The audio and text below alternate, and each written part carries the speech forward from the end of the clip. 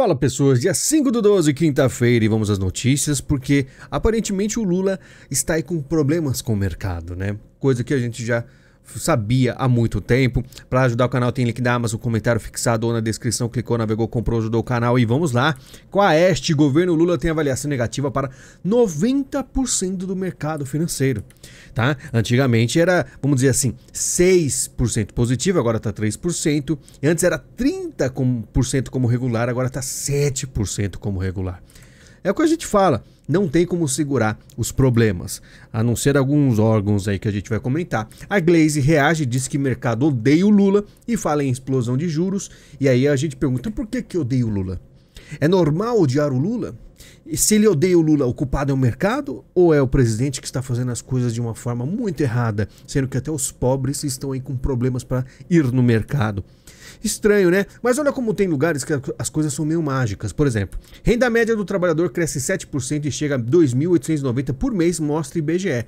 Eu acho alto, né? Uma coisa assim inusitada.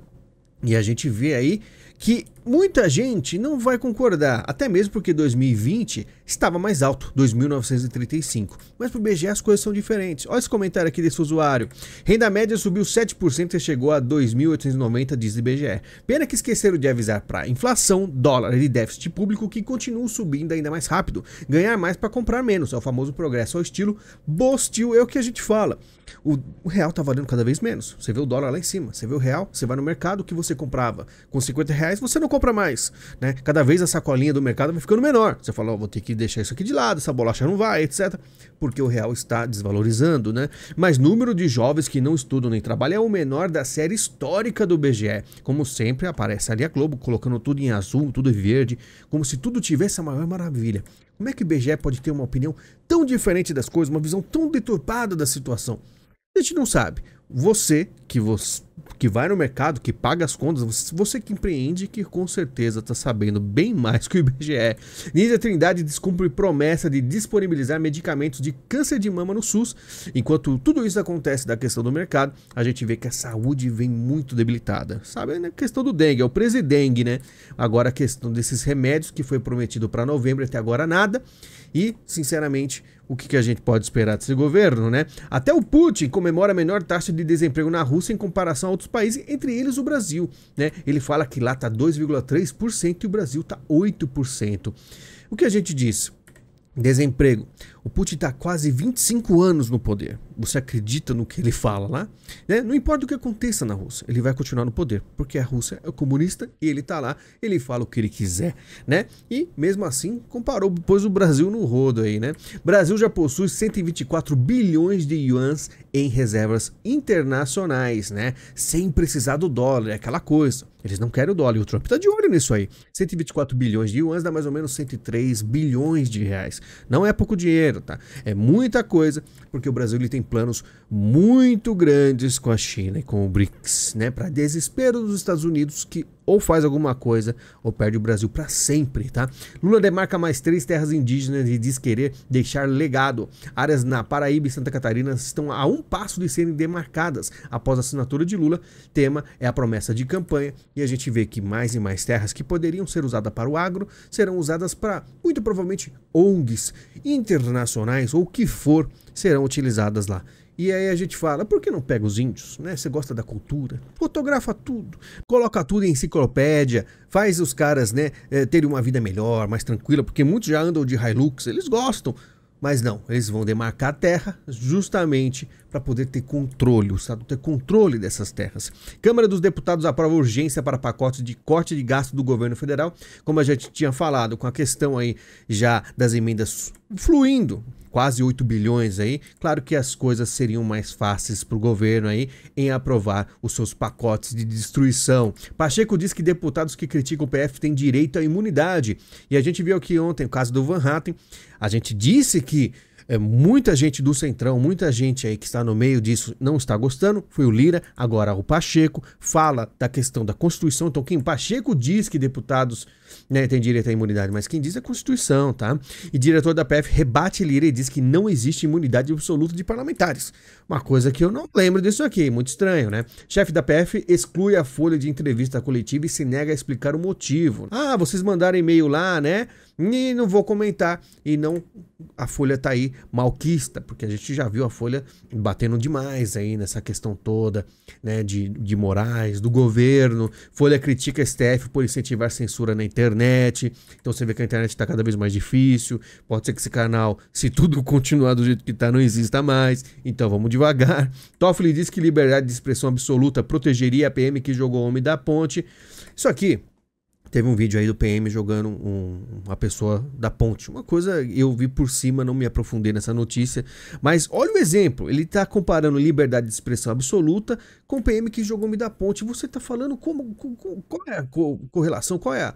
Por que comparação é essa? Até o pessoal comenta aqui, eu também reprovei na magistratura, mas não daria um exemplo desse. Meu Deus, como pode? Será que bebeu? Inacreditável que isso seja notório saber jurídico. Porque você está falando aí de jogar alguém na ponte, é uma agressão física, direta, né? Agora falar algo ofensivo, por exemplo, na internet é algo que envolve linguagem, tem toda uma questão, né? Por exemplo, jogar alguém da ponte não está protegido por nenhum direito fundamental. Você jogou, você está ferrado. Agora, se você falar, dependendo do contexto, do que você falou, é protegido até pela Constituição, que você pode estar defendendo uma causa, então tem que ser analisado. Mas o Toffoli, o cara que foi indicado aí, né, pelo Lula, dizem, sem preparo, né, não vamos, né, se aprofundar nisso, está dando exemplos cada vez mais absurdos. Toffoli se une a Moraes em críticas à Big Tech e diz que artigo de lei acoberta violência digital, ou seja, violência de jogar alguém da ponte e de fazer um comentário na internet. É assim que começa. Na Europa tá nesse nível, tá? Tem lugar na Europa lá que a polícia vai bater na sua porta se você compartilhou certos memes.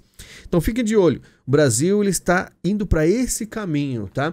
E é uma coisa que os globalistas também gostam, não é só comunista não. Eles estão juntos nessa aí de mão dados, né? Advogado deixa a defesa de general preso em meio a notícias de delação.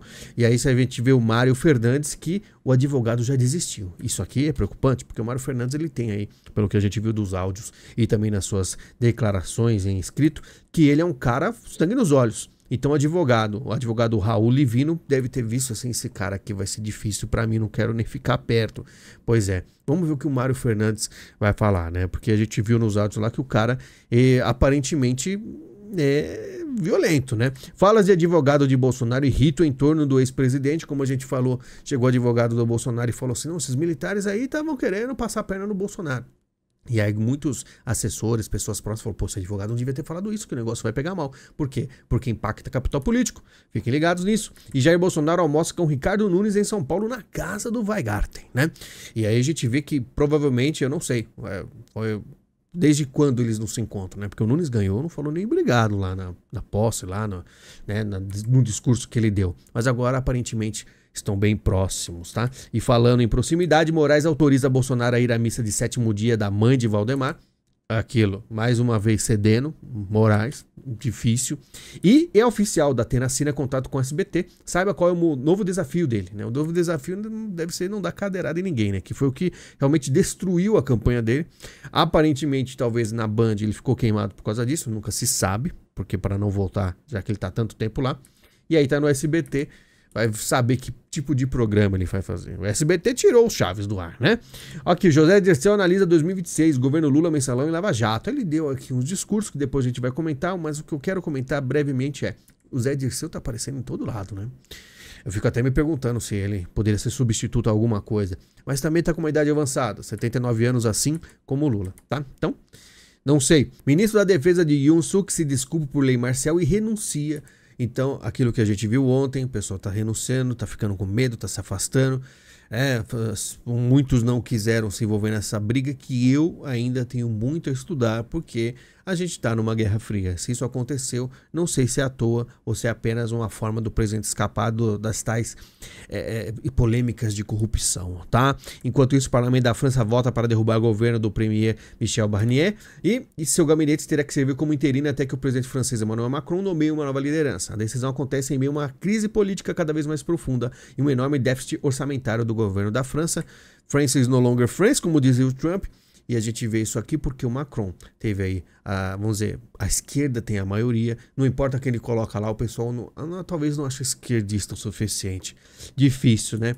Mas é isso, o mundo está complicado, não é só o Brasil e aquilo. O Trump vai ter um trabalho difícil aí pra frente, mas vamos ver o que ele faz. Ou os Estados Unidos se posiciona firmemente, tá? Nesses próximos 4 anos, ou os comunistas, ou o BRICS avançará sem medo algum, tá bom? Pessoal, muito obrigado pela sua visita, pelo seu carinho. Não esqueça de ver o vídeo exclusivo, tá? Ficou muito interessante. Assim, pensando, eu falei, esse vídeo aqui tem um conteúdo interessante.